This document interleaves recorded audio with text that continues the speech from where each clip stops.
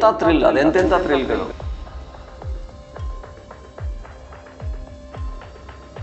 ಭಾರತ ತಂಡದಲ್ಲಿ ಹೊಸ ಮುಖಗಳೇ ಇತ್ತು. ಯಾರಪ್ಪ ವಿರಾಟ್ ಕೊಹ್ಲಿ, ರೋಹಿತ್ ಶರ್ಮಾ ಸ್ಥಾನವನ್ನು ತುಂಬುತ್ತಾರೆ ಅನ್ನೋ ಪ್ರಶ್ನೆಗಳಿತ್ತು.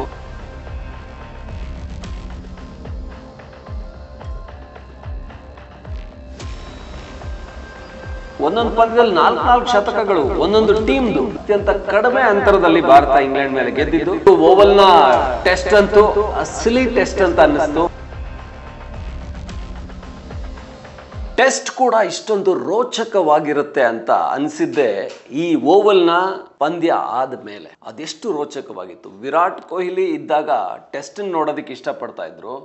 ಅದಾದ್ಮೇಲೆ ವಿರಾಟ್ ಕೊಹ್ಲಿ, ರೋಹಿತ್ ಶರ್ಮಾ ಇಲ್ಲ, ಇನ್ನು ಕ್ರಿಕೆಟ್ ನೋಡೋದಕ್ಕೆ ಮಜಾ ಇರಲ್ಲ, ಟೆಸ್ಟ್ ನೋಡೋದಕ್ಕಂತೂ ಮಜಾನೇ ಇರಲ್ಲ ಅಂದ್ಕೊಂಡಿದ್ದವ್ರಿಗೆ ಅವರಿಲ್ಲದ ಮೊದಲ ಸೀರೀಸಲ್ಲೇ ಎಂಥ ಥ್ರಿಲ್, ಅದೆಂತೆಂಥ ಥ್ರಿಲ್ಗಳು. ಈ ಸೀರೀಸನ್ನು ಪಕ್ಕ ಇಂಗ್ಲೆಂಡ್ ಅವ್ರು ಗೆದ್ದೇ ಗೆಲ್ತಾರೆ ಅಂತ ಇಂಗ್ಲೆಂಡ್ನ ಎಲ್ಲ ಸೀನಿಯರ್ ಪ್ಲೇಯರ್ಸ್, ನಾಸಿರ್ ಹುಸೇನ್ ಆಗಿರಲಿ, ಮೈಕೆಲ್ ವಾನ್ ಆಗಿರಲಿ, ಇವರೆಲ್ಲರೂ ಕೂಡ ಟ್ವೀಟ್ ಮಾಡ್ಕೊಂಡು ಆಲ್ರೆಡಿ ಸಂಭ್ರಮಿಸೋದಕ್ಕೆ ರೆಡಿ ಆಗಿದ್ರು. ಕೊನೆಯ ದಿನದವರೆಗೂ ಕೂಡ ಈ ಟೆಸ್ಟ್ನ ಮ್ಯಾಜಿಕ್ ಹೆಂಗಿತ್ತು ಅಂತ ಹೇಳಿದರೆ ಅದರ ಹೈಲೈಟ್ಸನ್ನು ನಿಮಗೆ ಹೇಳ್ತೀನಿ. ಅಂದರೆ ಮ್ಯಾಚನ್ನೆಲ್ಲ ನೀವು ಕೂಡ ಗಮನಿಸಿರ್ತೀರಾ. ಈ 2-2 ಸರಣಿ ಡ್ರಾ ಆಗಿದೆ. ಇಬ್ಬರು ಕೂಡ ತೆಂಡೂಲ್ಕರ್, ಆ್ಯಂಡರ್ಸನ್ ಸರಣಿನ ಆ ಒಂದು ಟ್ರೋಫಿನ ಹಂಚ್ಕೊಂಡಿದ್ದಾರೆ. ಇಲ್ಲಿವರೆಗೂ ಇದ್ದಂಥ ಸರಣಿಯ ಹೆಸರು ಬದಲಾಗಿ ಈಗ ತೆಂಡೂಲ್ಕರ್, ಆ್ಯಂಡರ್ಸನ್ ಹೆಸರಲ್ಲಿ ಸರಣಿ, ಇಬ್ಬರು ಕ್ರಿಕೆಟ್ ದಿಗ್ಗಜರ ಹೆಸರಲ್ಲಿ ಈ ಬಾರಿ ಶುರುವಾಗಿತ್ತು. ಶುಭ್ಮನ್ ಗಿಲ್ ಹೊಸದಾಗಿ ನಾಯಕತ್ವವನ್ನು ವಹಿಸ್ಕೊಂಡಿದ್ರು. ಭಾರತ ತಂಡದಲ್ಲಿ ಹೊಸ ಮುಖಗಳೇ ಇತ್ತು. ಯಾರಪ್ಪ ವಿರಾಟ್ ಕೊಹ್ಲಿ, ರೋಹಿತ್ ಶರ್ಮಾ ಸ್ಥಾನವನ್ನು ತುಂಬುತ್ತಾರೆ ಅನ್ನೋ ಪ್ರಶ್ನೆಗಳಿತ್ತು. ಕರುಣ್ ನಾಯರ್ ಯಾಕೋ ಅಷ್ಟೊಂದು ಇಫೆಕ್ಟಿವ್ ಅಂತ ಅನ್ನಿಸ್ಲಿಲ್ಲ. ಇದರ ನಡುವೆ ನಾಯಕ ಶುಭ್ಮನ್ ಗಿಲ್ 700+ ರನ್ನನ್ನು ಹೊಡೆದ್ರು. ಸರಣಿ ಶ್ರೇಷ್ಠ ಆದರೂ ಹ್ಯಾರಿ ಬ್ರೂಕ್ ಕೂಡ ಅಷ್ಟು ಅದ್ಭುತವಾಗಿ ಇಡೀ ಸರಣಿಯಲ್ಲಿ ಶತಕಗಳ ಮೇಲೆ ಶತಕಗಳು, ಒಂದೊಂದು ಪಂದ್ಯದಲ್ಲಿ 4 ಶತಕಗಳು ಒಂದೊಂದು ಟೀಮ್ದು. ಅಷ್ಟು ಅದ್ಭುತವಾಗಿ ಇಡೀ ಟೆಸ್ಟ್ ಕೊನೆ ದಿನದವರೆಗೂ, ಅದರಲ್ಲೂ ಓವಲ್ನಲ್ಲಿ ನಡೆದಂಥ ಟೆಸ್ಟ್ ಇತ್ತಲ್ಲ ನೆನ್ನೆಯದ್ದು, ನಿಜವಾದ ಟೆಸ್ಟು. ಯಾವ T20 ಮ್ಯಾಚ್ಗಿಂತನೂ ಕಮ್ಮಿ ಇರಲಿಲ್ಲ, ಅಷ್ಟು ಥ್ರಿಲ್ಲರ್ ಆಗಿತ್ತು. ಯಾಕಂದರೆ ಈ 57 ನಿಮಿಷ ಕೊನೆಯ ದಿನದ ಪಂದ್ಯ, 52 ಬಾಲ್ಗಳು, 3 ವಿಕೆಟ್ ಬೇಕಾಗಿತ್ತು. ಅಲ್ಲಿ ಮೊಹಮ್ಮದ್ ಸಿರಾಜ್ ಹಾಗೆ ಪ್ರಸಿದ್ಧ ಕೃಷ್ಣ ಇವರಿಬ್ಬರು ಮಾಡಿದ ಮ್ಯಾಜಿಕ್ ಇತ್ತಲ್ಲ, ಎಲ್ಲರೂ ಕೊಂಡಾಡ್ತಾ ಇದ್ದಾರೆ. ಸ್ವತಃ ವಿರಾಟ್ ಕೊಹ್ಲಿ ಇದಕ್ಕೆ ಟ್ವೀಟ್ ಮಾಡಿ ಎಂಥ ಪರ್ಫಾರ್ಮೆನ್ಸ್ ನಿಮ್ಮದು, ನಿಜವಾಗ್ಲೂ ಅದ್ಭುತವಾಗಿತ್ತು ಅಂತ ಮೆಚ್ಕೊಂಡಿದ್ದಾರೆ. ಈ ಕೊನೆಯ 6 ರನ್ಗಳಲ್ಲಿ ಭಾರತ ಗೆಲ್ತು. ಈ ಫೈನಲ್ ಥ್ರಿಲ್ ಏನು ಅಂದರೆ, ಇನ್ನು 6 ರನ್ ಹೊಡೆದಿದ್ದರೆ ಇಂಗ್ಲೆಂಡ್ ಗೆದ್ದು ಬಿಡ್ತಾ ಇತ್ತು. ಅತ್ಯಂತ ಕಡಿಮೆ ಅಂತರದಲ್ಲಿ ಭಾರತ ಇಂಗ್ಲೆಂಡ್ ಮೇಲೆ ಗೆದ್ದಿದ್ದು. ಸೊ ಯಾವ ಇಂಗ್ಲೆಂಡ್ ಭಾರತವನ್ನು ನಾವು ಧೂಳಿಪಟ ಮಾಡಿಬಿಡ್ತೀವಿ, ನಮ್ಮ ಹತ್ರ ಜೋ ರೂಟ್ ಇದ್ದಾರೆ. ಜೋ ರೂಟ್ ಈಗ ಟೆಸ್ಟಲ್ಲಿ ಚಾಂಪಿಯನ್ ಬ್ಯಾಟ್ಸ್ಮನ್. ಟೆಸ್ಟಲ್ಲಿ ಸಚಿನ್ ತೆಂಡೂಲ್ಕರ್ ಅವರ ಶತಕಗಳ ದಾಖಲೆಯನ್ನು ಮುರಿತಾರೆ ಅಂತ ಎಲ್ಲರೂ ಕೂಡ ಮಾತಾಡ್ತಾ ಇರುವಂಥ ಜೋ ರೂಟ್ ಇಡೀ ಸೀರೀಸಲ್ಲಿ ಸೆಕೆಂಡ್ ಹೈಯೆಸ್ಟ್ ರನ್ ಸ್ಕೋರರ್. ಈ ಶುಭ್ಮನ್ ಗಿಲ್ ಹೈಯೆಸ್ಟ್ ಸ್ಕೋರ್ 754 ಹೊಡೆದಿದ್ದಾರೆ, ನನಗೆ ನೆನಪಿದ್ದಾಗೆ, ಒಂದು ಸ್ವಲ್ಪ ಆಚೆ ಇರ್ಬೋದು. ಅದಾದಮೇಲೆ ಹ್ಯಾರಿ ಬ್ರೂಕ್, ಜೋ ರೂಟ್, ಎಂತಂತ ಅಂದರೆ ಅದ್ಭುತವಾದಂಥ ಆಟಗಾರರ ದಂಡಿತ್ತು ಇಂಗ್ಲೆಂಡು. ಹೋಮ್ ಪಿಚ್ನ ಅಡ್ವಾಂಟೇಜ್ ಇತ್ತು ಅವ್ರಿಗೆ. ನಮ್ಮ ಇಂಡಿಯಾಗೆ ಬಂದರೆ ಇಂಡಿಯಾದಲ್ಲಿ ಇಂಡಿಯನ್ ಸೋಲ್ಸೋದು ತುಂಬ ಕಷ್ಟ, ಅದು ಆಸ್ಟ್ರೇಲಿಯಾಗೂ ಕೂಡ ಕಷ್ಟ. ಆಸ್ಟ್ರೇಲಿಯಾಕ್ಕೆ ಹೋದರೆ ನೀವು ಅಲ್ಲಿ ಆಸ್ಟ್ರೇಲಿಯನ್ ಸೋಲ್ಸೋದು ಕಷ್ಟ, ಇಂಗ್ಲೆಂಡ್ಗೆ ಹೋದರೆ ಅಲ್ಲಿ ಇಂಗ್ಲೆಂಡನ್ನು ಸೋಲ್ಸೋದು ಕಷ್ಟ. ಈ 3 ಟೀಮ್ಗಳು ಅಷ್ಟೊಂದು ಎಫಿಷಿಯೆಂಟ್ ಆಗಿರೋದು, ಅಷ್ಟೊಂದು ಇಫೆಕ್ಟಿವ್ ಆಗಿರೋವಂಥದ್ದು ನಮಗೆ ಗೊತ್ತು. ಅವ್ರವ್ರ ಪಿಚ್ಗಳಲ್ಲಿ ಅವ್ರವ್ರ ಕಿಂಗ್ ಆಗಿರ್ತಾರೆ. ಸಹಜವಾಗಿ ಇಂಡಿಯಾದಲ್ಲಿ ಸೋಲ್ಸೋದು ಹೆಂಗೆ ಕಷ್ಟನೋ ಇಂಗ್ಲೆಂಡಲ್ಲಿ ಸೋಲ್ಸೋದು ಕಷ್ಟ. ಅಲ್ಲಿನ ಬೌನ್ಸಿ ಪಿಚ್ಗಳು, ಅಲ್ಲಿನ ಪ್ಲೇಯರ್ಸು ಅವ್ರ ಹೈಟು ಅವರ ಇದಕ್ಕೆ ತಕ್ಕಾಗಿರುತ್ತೆ. ಇಂಡಿಯನ್ ಪ್ಲೇಯರ್ಸು ಫಿಸಿಕಲಿ ಅವರಷ್ಟು ಹೈಟ್ ಇರಲ್ಲ. ಸೊ ಅದು ಟೋಟಲ್ ಚೇಂಜ್ ಇರುತ್ತೆ. ನಮಗೂ ಅವ್ರಿಗೂ ವೆದರ್, ಕ್ಲೈಮೇಟ್ ತುಂಬ ಚೇಂಜಸ್ ಇರುತ್ತೆ. ಅಲ್ಲಿ ತುಂಬ ಕೋಲ್ಡು. ಇದೆಲ್ಲದಕ್ಕೂ ಅಡ್ಜಸ್ಟ್ ಆಗಿ ಬೌಲ್ ಮಾಡಬೇಕು ಅಂದರೆ, ಇದೆಲ್ಲದಕ್ಕೂ ಅಡ್ಜಸ್ಟ್ ಆಗಿ ಬ್ಯಾಟ್ ಮಾಡಬೇಕು ಅಂದರೆ ಇಂಡಿಯನ್ ಟೀಮ್ ಅದೆಂಥ ಹೋರಾಟ ಸಂಘಟಿಸಿದ್ರು ಅಂದರೆ ಸರಣಿ ಡ್ರಾ ಆಯಿತು. ಅಂದರೆ 2-2 ಸರಣಿ ಸಮ ಆಯಿತು. ಶುಭ್ಮನ್ ಗಿಲ್ ಹಾಗೆ ಬೆನ್ ಸ್ಟೋಕ್ಸ್ ಇಬ್ಬರು ಕೂಡ ತೆಂಡೂಲ್ಕರ್, ಆ್ಯಂಡರ್ಸನ್ ಟ್ರೋಫಿನ ಹಂಚ್ಕೊಂಡ್ರು. ಈ ಪೈಪೋಟಿ ಇತ್ತಲ್ಲ, ಮೊದಲ 4 ಟೆಸ್ಟ್ಗಳು ನೋಡಿದವ್ರಿಗೆ ಬಿಡಿ, ಇನ್ನೇನು ಇಂಗ್ಲೆಂಡು ಇದನ್ನು ಗೆಲ್ತಾರೆ, ಅದೂ ಕೂಡ ಹೆಚ್ಚು ಕಡಿಮೆ 3ನೇ ದಿನದವರೆಗೂ ಕೂಡ ಇಂಗ್ಲೆಂಡ್ ಗೆಲ್ಬೋದು, ಆರಾಮಾಗಿ ಗೆದ್ಕೊಬಿಡ್ಬೋದು ಅಂತ ಅನಿಸಿತ್ತು.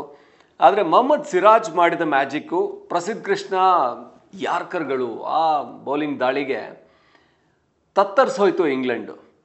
ಇದು ಇದಕ್ಕಿಂತ ಹಿಂದೆ ಒಂದೆರಡು ದಿನದ ಹಿಂದೆ ಸೋಷಿಯಲ್ ಮೀಡಿಯಾದಲ್ಲಿ ಕಮೆಂಟ್ ಮಾಡ್ತಾಯಿದ್ರು, ಎಲ್ಲಪ್ಪ ಇಂಡಿಯಾದಲ್ಲಿ ಬೌಲರ್ಗಳಿದ್ದಾರೆ, ಬುಮ್ರಾ ಇಲ್ಲ ಅಂದರೆ ಇಂಡಿಯಾದ ಬೌಲಿಂಗೇ ಇಲ್ಲ, ಆಮೇಲೆ ಶಮಿ ಹೋದ್ಮೇಲೆ ಮುಗ್ದೋಯ್ತು, ಇವಾಗೆಲ್ಲ ಇನ್ನು ಟೆಸ್ಟಲ್ಲಿ ಬೌಲಿಂಗ್ ಮಾಡೋಂಥವ್ರು ಯಾರಿದ್ದಾರೆ, ಇವ್ರು ಯಾರು ಒಂದು ಲೈನ್ ಆ್ಯಂಡ್ ಲೆಂತ್ ಇಲ್ಲ, ಒಂದೊಳ್ಳೆ ಯಾರ್ಕರ್ ಹಾಕೋರಿಲ್ಲ, ಇವರೆಲ್ಲ ಬೌಲಿಂಗ್ ಮಾಡಿ ಇಂಡಿಯಾ ಟೀಮ್ನ ಗೆಲ್ಲಿಸ್ತಾರ, ಫ್ಯೂಚರ್ಗೆ ಯಾರಿದ್ದಾರಪ್ಪ ಅಂತ ಟ್ವೀಟ್ಗಳು ಸಿಕ್ಕಾಪಟ್ಟೆ ವೈರಲ್ ಆಗಿತ್ತು. ಸೋಷಿಯಲ್ ಮೀಡಿಯಾದಲ್ಲಿ ಕಮೆಂಟ್ಗಳನ್ನ ಮಾಡ್ತಾಯಿದ್ರು. ಆದರೆ ಅದಾದ ಒಂದೇ ದಿನಕ್ಕೆ ಎಲ್ಲವನ್ನು ಉಲ್ಟಾ ಮಾಡಿದರು. ಸಿರಾಜ್, ಪ್ರಸಿದ್ಧ ಕೃಷ್ಣ ಬೌಲಿಂಗ್ ಜೊತೆಗೆ ಆಕಾಶ್ದೀಪ್ ಸಾಥ್ ಇತ್ತಲ್ಲ, ಇದು ಭಾರತ ಗೆಲ್ಲೋದು ಬ್ಯಾಟಿಂಗಿಂದ ಅಲ್ಲ ಬೌಲಿಂಗಿಂದ ಅಂತ ತೋರಿಸಿದ್ರು. ಸೊ ಸಿರಾಜ್ ಪಂದ್ಯಶ್ರೇಷ್ಠ 23 ವಿಕೆಟನ್ನು ತೊಗೊಂಡಿದ್ದಾರೆ ಇಡೀ ಈ ಸೀರೀಸಲ್ಲಿ, ಹೈಯೆಸ್ಟ್. ಅಂದರೆ ಜಸ್ಪ್ರೀತ್ ಬುಮ್ರಾ ಏನು ತೊಗೊಂಡಿದ್ರು ಹಿಂದಿನ ಇಂಗ್ಲೆಂಡ್ ಮೇಲಿನ ಸೀರೀಸಲ್ಲಿ 2023 ಇರಬೇಕು, ಅದಕ್ಕೆ ಸಮನಾಗಿ ತೊಗೊಂಡಿದ್ದಾರೆ ವಿಕೆಟ್. ಅಲ್ಲಿ ಜಸ್ಪ್ರೀತ್ ಬುಮ್ರಾ 23, ಇಲ್ಲಿ ಸಿರಾಜ್ 23, ಪ್ರಸಿದ್ಧ ಕೃಷ್ಣ ಕೂಡ 14 ವಿಕೆಟ್ ತೊಗೊಂಡಿದ್ದಾರೆ.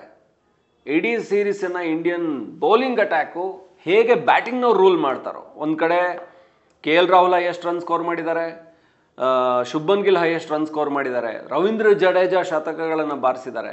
ಹೇಗೆ ಬ್ಯಾಟ್ಸ್ಮನ್ಗಳು ಮಿಂಚಿದ್ರೋ ಶೈನ್ ಆದರೂ ಹಾಗೆ ಬೌಲರ್ಗಳು ಕೂಡ ಈಕ್ವಲಿ ಗೆಲುವಿಗೆ ಈಕ್ವಲ್ ಆಗಿ ಕಾಂಟ್ರಿಬ್ಯೂಟ್ ಮಾಡಿದರು.